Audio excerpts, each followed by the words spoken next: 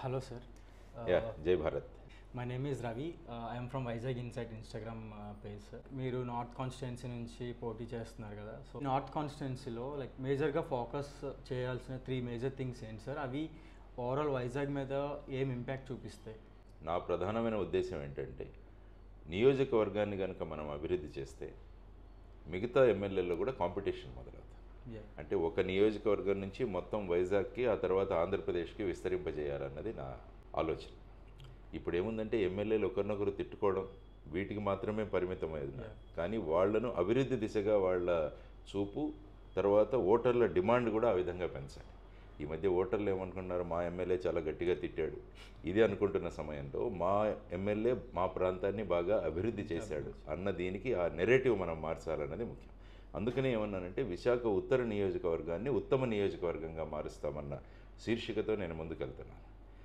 So దాంట్లో ప్రధానంగా నేను కోరుకుంటున్నది ఏంటంటే ఇప్పుడు వైజాగ్లో ప్రధానమైన సమస్య ఏదైనా అనుకుంటే యువతరానికి సంబంధించి నెంబర్ 1 ఉద్యోగాలు లేకపోవడం, నెంబర్ 2 డ్రగ్స్ గాంజాయి ప్రభావం వాళ్ళ మీద ఉండడం.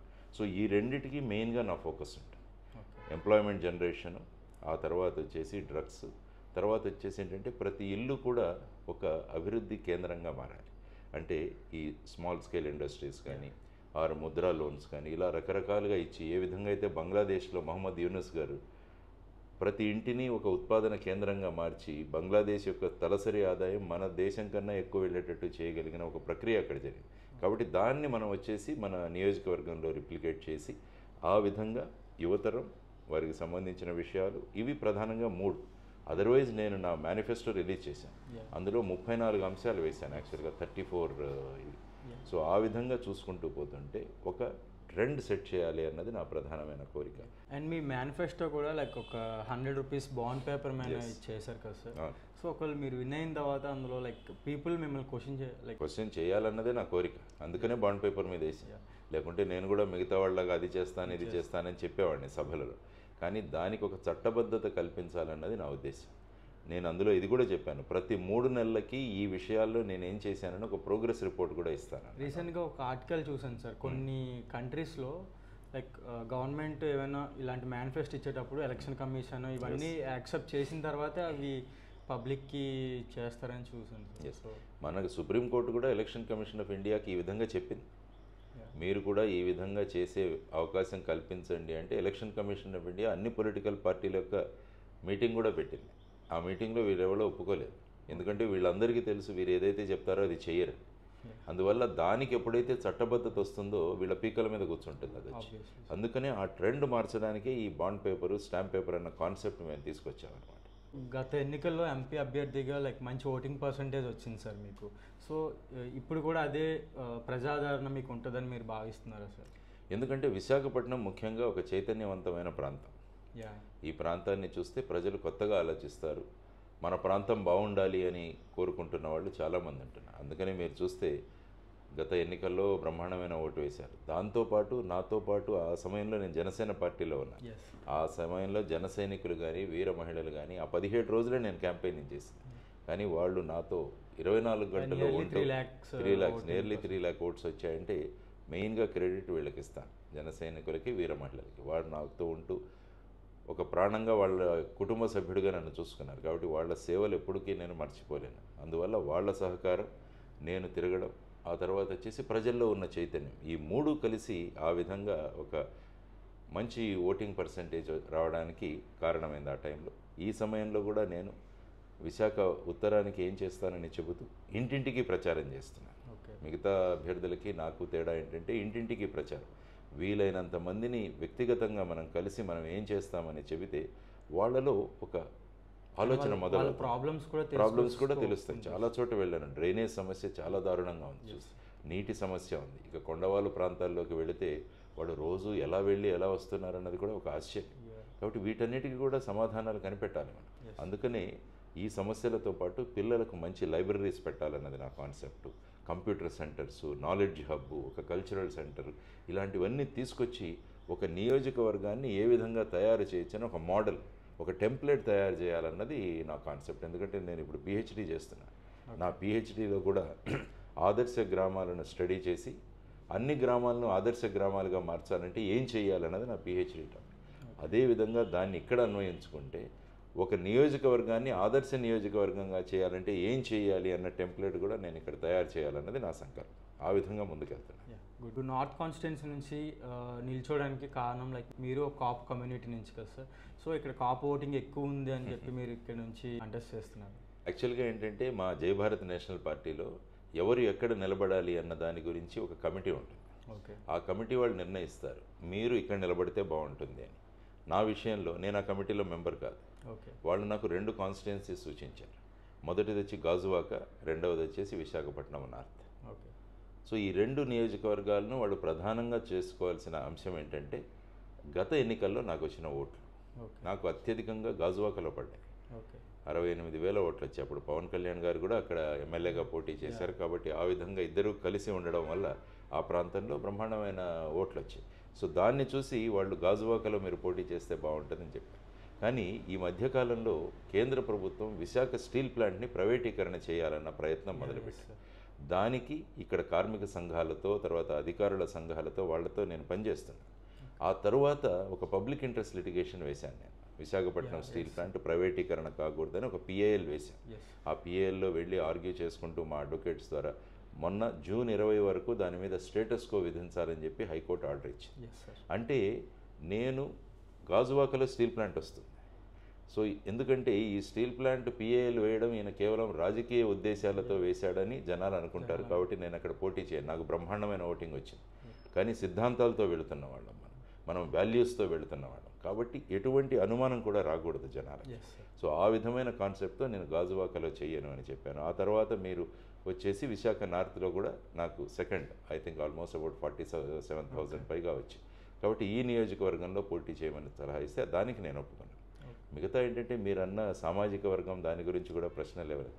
అలాగైతే నేను తూర్పు పశ్చిమ గోదావరిలో పోటీ చేసి ఉండాల్సి. నేను యాక్చువల్గా పత్తిపాడు దగ్గర ఒక 12 ఎకరాల భూమి తీసుకొని అక్కడ కౌలు చేస్తున్నాను.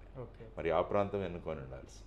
కాబట్టి ఎప్పుడు కూడా సమాజం సామాజిక వర్గాలు నా వెంట ఉంటాయి. అన్ని సామాజిక వర్గాలు నాతో ప్రయాణం చేస్తాయి. అందరి వాళ్ళలాగా నన్ను చూస్తారు. కానీ ఎప్పటికైనా ఈ సామాజిక వర్గం అన్నది నా వెంట ఉంటుంది అన్నది అది ఒక ఫ్యాక్టర్. కానీ మెయిన్ ప్రయారిటీ ఏంటంటే ఈ విధంగా ప్రజలను ముందుకు తీసుకువెళ్ళాలి, మొత్తం సమాజాన్ని అంతా ముందుకు తీసుకువెళ్ళాలన్న కాన్సెప్ట్తో నన్ను అభిమానించే వాళ్ళు చాలామంది ఉన్నారు.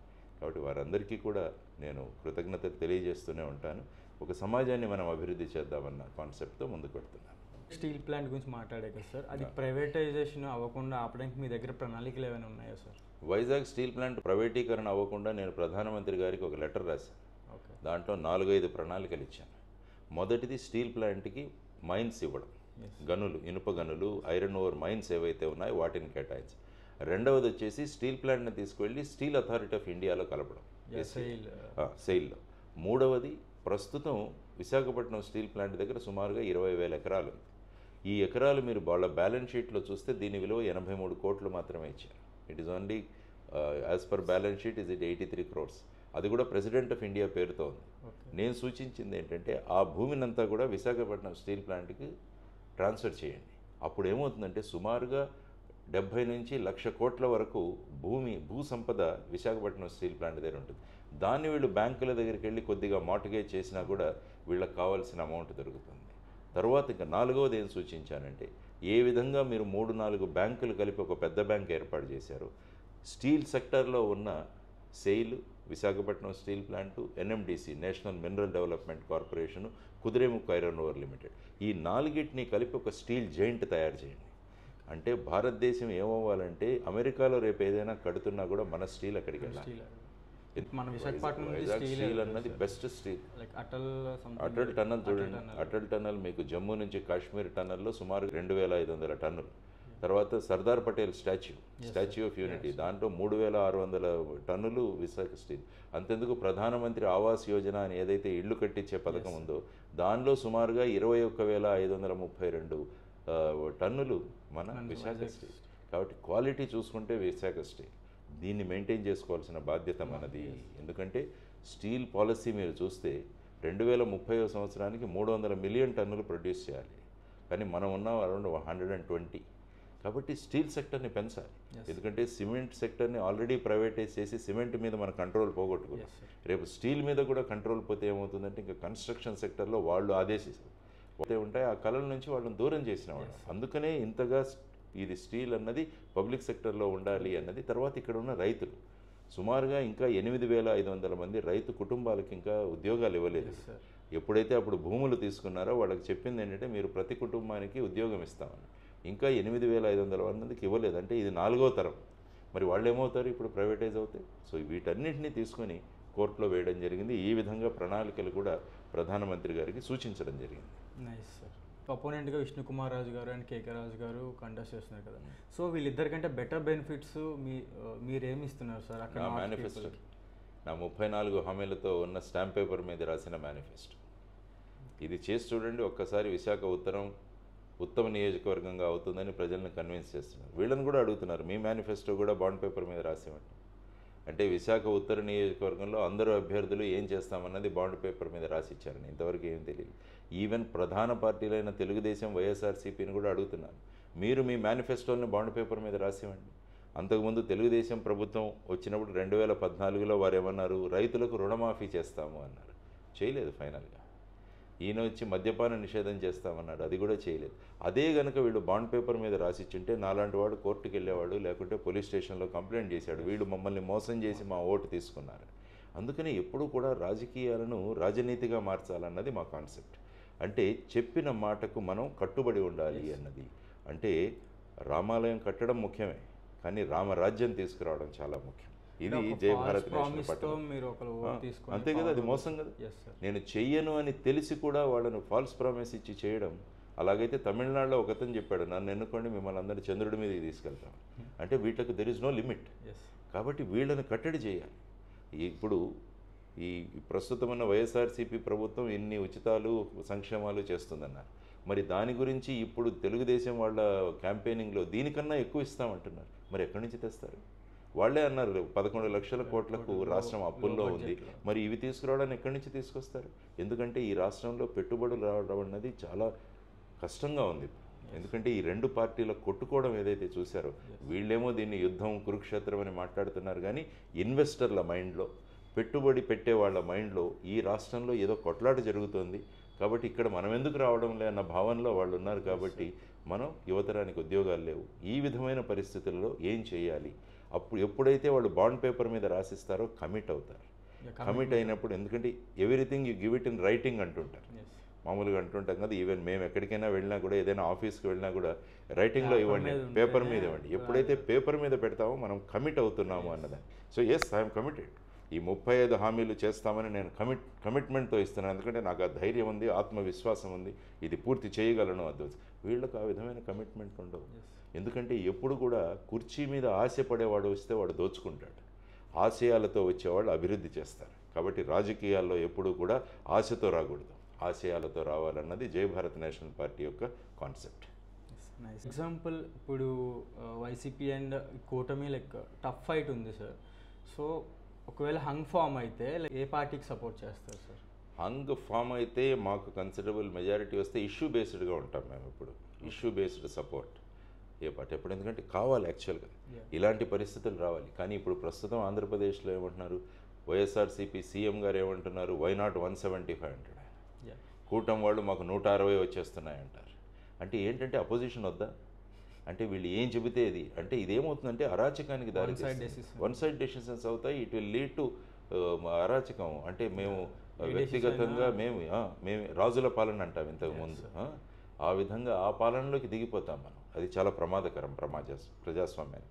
కాబట్టి ప్రజాస్వామ్యాన్ని రక్షించాలంటే కొయిలేషన్ గవర్నమెంట్స్ ఉండాలని నేను ఎప్పుడు చెప్తాను. చూడండి, భారతదేశం చరిత్ర తీసుకున్న కొయిలేషన్ గవర్నమెంట్స్ ఉన్నప్పుడు జరిగినంత డెవలప్మెంట్ ఎప్పుడు జరగలేదు. ఎందుకంటే ఒక భయంలో ఉంటారు, ఇష్యూ వచ్చినా డిస్కస్ చేసుకుంటారు, ఈ విధంగా ముందుకు వెళతారు అని చెప్పి అనుకుంటారు. కానీ అది కాకుండా విచిత్రంగా మన రాష్ట్రంలో ఈ విధంగా నిరంకుశ పాలనకు దారితీస్తున్నాయి. మన ఎప్పుడు కూడా ప్రజాస్వామ్యంలో అధిక మెజారిటీ అన్నది నిరంకుశత్వానికి దారితీస్తుంది. ప్రజలు సఫర్ అవుతారు దానివల్ల. ఇది చాలా జాగ్రత్తగా ఉండాలి. నిరంకుశంగా వచ్చిన తర్వాత ఒకరినొకరు పగలు ప్రతీకారాలు తీసుకోవడమే తప్ప ప్రజలను వదిలేస్తారు గాలికి. సో అటువంటి ప్రమాదం ఉంటుంది. కాబట్టి ఇష్యూ బేస్డ్ ఎస్, ప్రత్యేక హోదా తీసుకొద్దాం అందరు రండి అంటాం మేము. విభజన హామీలు పూర్తి చేద్దాం రండి అంటాను, వైజాగ్ స్టీల్ ప్లాంట్ ప్రైవేటీకరణ ఎదుర్కొందాం రండి అంటాం. ఇటువంటి ఇష్యూస్ని రేజ్ చేస్తాం. ఈవెన్ ఇప్పుడు కూడా ఈ ఇష్యూస్ని రేజ్ చేస్తాం. ప్రత్యేక హోదా ఈ రెండు పార్టీలు అప్పుడు ఎంత కొట్లాడారు. ఈయన చంద్రబాబు గారు వచ్చినప్పుడు ప్రత్యేక హోదా కావాలి అన్నారు, మళ్ళీ ప్రత్యేక ప్యాకేజీ అన్నారు, తర్వాత ప్రత్యేక హోదాకు వెళ్ళారు, మళ్ళీ అవిశ్వాస తీర్మానం కూడా ప్రవేశపెట్టారు, అక్కడ ధర్మ పోరాట దీక్షలు చేశారు. కానీ ఇప్పుడు ప్రత్యేక హామీ గురించి మాట్లాడట్లేదే, ప్రత్యేక హోదా గురించి. మరి ప్రధానమంత్రి గారు వచ్చారు, అనకాపల్లి వచ్చారు, చిలకలూరుపేట వచ్చారు, అప్పుడు ఒకసారి ప్రకటన చేయించుండొచ్చు కదా, మా ఎన్డీఏ ప్రభుత్వం కూటమి వస్తే మేము ప్రత్యేక హోదా ఇస్తామని. లేదు. అంటే ఇదంతా ఏంటంటే కేవలం ఆశ, కుర్చీ మీద కూర్చోవాలన్న ఆశ. ఈయనేమన్నారు, వైఎస్ జగన్మోహన్ రెడ్డి ఆయన పాదయాత్ర అప్పుడు 25 మంది ఎంపీలను ఇవ్వండి, నేను మెడల్ వంచి ప్రత్యేక హోదా తెస్తానని 22 మంది ఎంపీలు ఇచ్చారు. ఏం చేశాడు ఆయన? ప్రతిసారి వెళ్ళడం, ప్రధానమంత్రిని కలవడం, వెంకటేశ్వర స్వామి బొమ్మ ప్రజెంట్ చేయడం, వచ్చేయడం ఇక్కడికి. అంత తప్ప రాష్ట్రానికి ఏం చేశారు వీళ్ళంతా? కాబట్టి ఈ విధంగా ఇష్యూస్ రేజ్ చేస్తుంది జై భారత్ నేషనల్ పార్టీ. ప్రజల తరపున ప్రజల గొంతుకలను, ప్రజల గళాన్ని వినిపించేది జై భారత్ నేషనల్ పార్టీ అని నేను తెలియజేస్తాను. కాబట్టి ప్రజలకు ఇదే సందేశం ఇస్తున్నాను. పార్టీలను చూసి ఓటేయద్దు, ఎప్పుడు వ్యక్తులను చూసి ఓటేయండి. ఎందుకంటే పార్టీలో ఉన్నవాడు ఎప్పుడూ కూడా ఒక విషయాన్ని గురించి మాట్లాడలేడు, ఎందుకంటే వాళ్ళ బాస్ ఏం చెప్తే అది మాట్లాడాలి. కాబట్టి ఒక ప్రజా గొంతుకు వినపడదు అసెంబ్లీలో అన్నది ముఖ్యమైన విషయం. కాబట్టి ఆ విధంగా ఇష్యూ బేస్డ్గా వెళ్తుంది జై భారత్ నేషనల్ పార్టీ. ఇప్పుడు యూత్ చాలామంది నేను ఓట్ అయిపోతే ఏంటి, వేరే వాళ్ళు వేస్తారు కదా అని చెప్పి లైక్ ఇప్పుడు ఓవరాల్ కన్సిడర్ చేస్తే ఓటింగ్ పర్సంటేజ్ తక్కువ వస్తుంది సార్, లైక్ 50 or 60. సో అది నియర్లీ అట్ 90 or 100% రీచ్ అవ్వాలంటే లైక్ మీరు ఏ కైండ్ ఆఫ్ సజెషన్స్ ఇస్తారు సార్ యూత్కి? డెఫినెట్గా ఏంటంటే ప్రతి ఒక్కడు పక్కోడు వేస్తాడులే అనుకుంటా.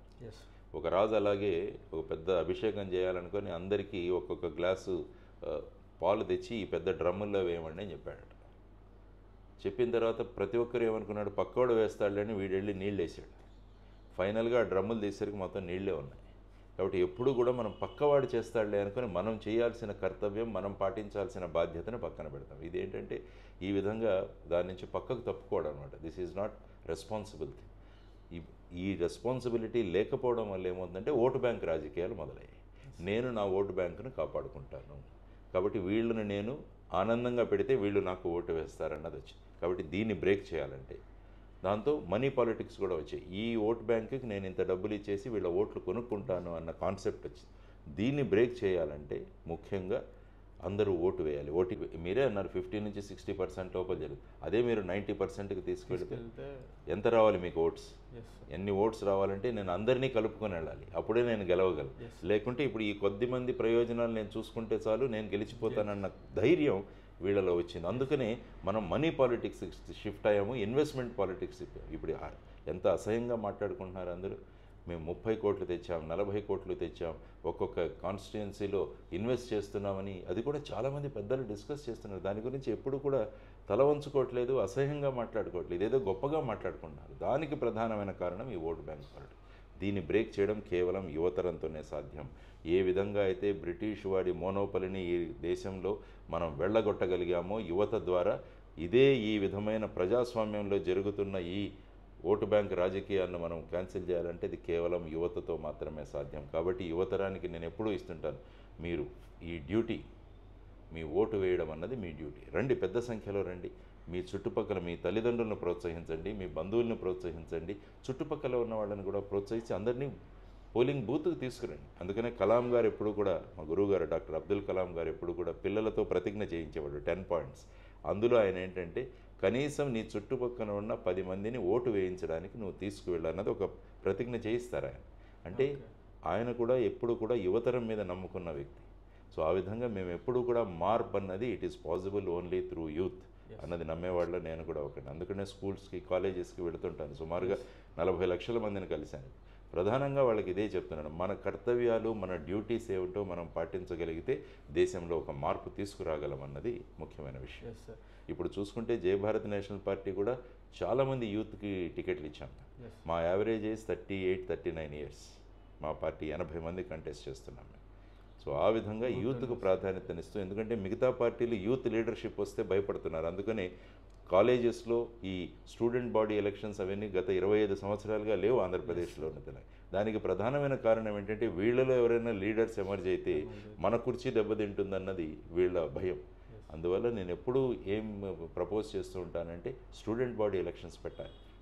విద్యార్థి నాయకత్వాన్ని మనం పెంపొందింపచ్చు. కాలేజ్ అక్కడి నుంచే లీడర్స్ పుడతారు కదా. ఈవెన్ ఇండిపెండెన్స్ మూమెంట్ తీసుకున్నా కూడా అందరూ కూడా స్టూడెంట్ లీడర్స్. మనం ఏ ఉద్యమాలు తీసుకున్నా, తెలంగాణ ఉద్యమం తీసుకున్నా, జయాంధ్ర ఉద్యమం తీసుకున్నా, ఇవన్నీ కూడా స్టూడెంట్ లీడర్స్ ద్వారా రావాలి. ఆ విధంగా లీడర్షిప్ ప్రయత్నం చేయాలి అన్నది కోరిక.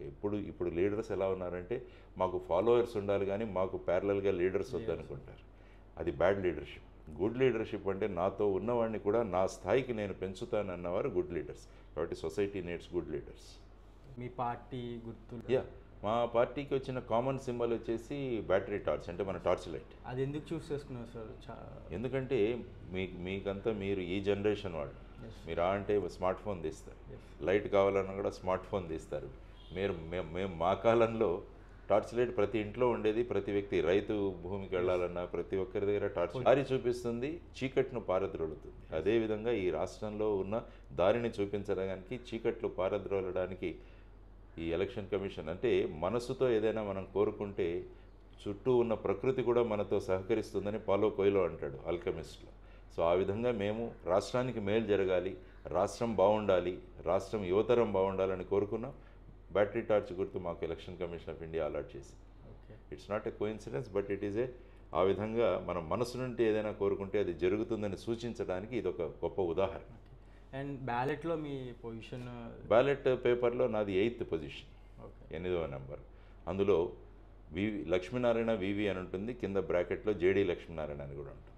ఆ తర్వాత ఈసారి బ్యాలెట్ పేపర్లో ఏంటంటే మా ఫోటోలు కూడా పెట్టారు. సో పేరు ఉంటుంది, ఫోటో ఉంటుంది, సింబల్ ఉంటుంది. సో ఆ విధంగా 8 ఈజ్ ది సీరియల్ నెంబర్. ముఖ్యంగా ఇంకొక విషయం ఏంటంటే చాలామంది ఈవీఎంలో ఎలా ఓట్ చేయాలన్నది తెలియదు. జస్ట్ అలా నొక్కేసి వదిలేస్తారు. ఒక 3 to 5 seconds మీరు దాన్ని నొక్కి పట్టుకోవాలి. అప్పుడే మీ ఓటు రికార్డ్ అవుతుంది. వీవీప్యాట్లో మీరు ఏ పార్టీకి వేశారన్నది ఒక పేపర్ ట్రయల్ కూడా వస్తుంది. కాబట్టి ఓటర్లందరినీ ఇది ఎడ్యుకేట్ చేస్తున్నాం. మనం ఏంటంటే ఈవీఎం ట్యాంపర్ చేస్తారంటున్నారు. ఆ విషయం పక్కకు వదిలేస్తే ఈ విధంగా వేసిన ఓట్లు ఏమవుతాయంటే సాయంత్రం పూట ఈ ఏజెంట్స్ వీళ్ళు కుమ్మక్కై ఒక్కోసారి ఆ మిగిలిపోయిన ఓట్లన్నీ కూడా ఎవరికో వేసే ప్రయత్నాలు చేస్తారు. సో దానికోసం ఓటర్లు చాలా జాగ్రత్తగా ఓటు వేయాలి. ఒక 3 నుంచి 5 సెకండ్ల వరకు దాన్ని పట్టుకొని ఒక బీప్ లాగా వచ్చేటట్టుంటే అప్పుడు అది వ్యాలిడ్ ఓట్ అవుతుంది. అది గమనించాలన్నది కూడా మేము ఎడ్యుకేట్ చేస్తున్నాం ఓటర్స్. అంటే లైక్ చాలా కాన్ఫిడెంట్గా ఉన్నారు, నార్త్ నుంచి విన్ అవుతానన్న కాన్ఫిడెన్స్ కనిపిస్తుంది సార్. నా విన్ కాకుండా ప్రజలు గెలవాలని నేను కోరుకుంటాను. ఇప్పుడు నేను గెలిచానంటే ప్రజలు గెలుస్తారు. ఇప్పటి వరకు ఏమవుతుందంటే ఎమ్మెల్యేలను ఎంపీలు అనుకున్నారు, ప్రజలు ఓడిపోతున్నారు. కానీ ఈసారి ప్రజలు గెలవాలన్నది మా కాన్సెప్ట్. ప్రజలు గెలిస్తే వాళ్ళు కోరుకున్నది ఏంటో, ఒక ఎమ్మెల్యే ఏం చేస్తాడో అని చూపించడానికి ఒక అవకాశం దొరికితే వాళ్ళని గెలిపిస్తాను నేను. అది మా concept. All the best. Thank you Ravi.